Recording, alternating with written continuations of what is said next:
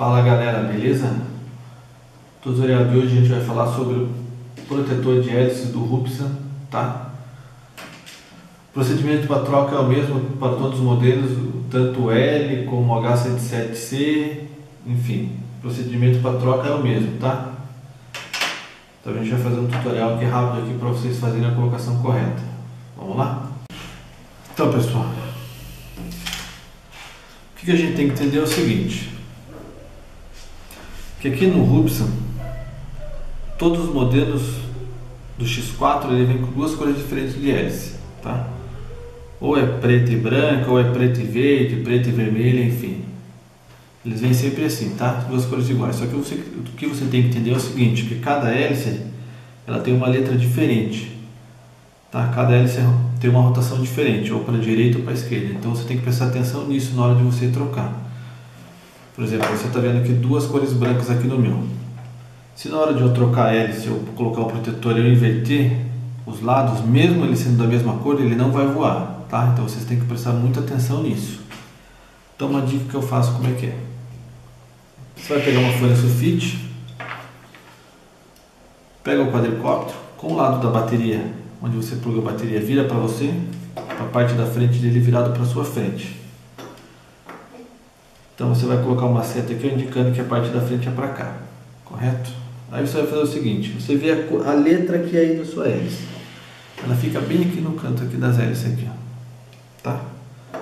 Por exemplo, aqui no meu é branco B, então eu vou colocar aqui, ó, branco B. Do outro lado eu já sei que é branco A, branco A. Atrás eu vejo aqui é preto A e do outro lado eu já sei que é preto B. Tá? Para quê? Porque na hora que eu for montar as hélices, para mim não se perder.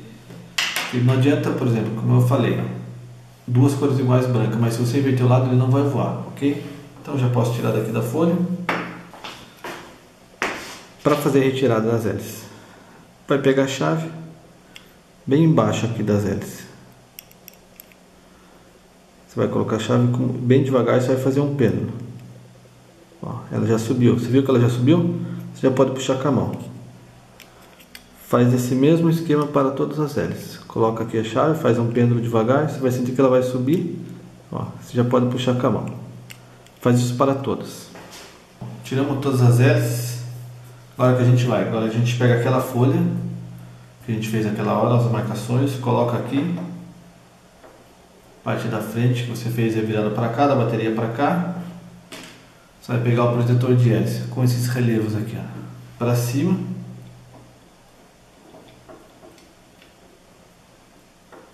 E você vai ver a cor aí na sua folha aí, como é que tá aí as hélices, tá? E só colocar aí, fazer a colocação.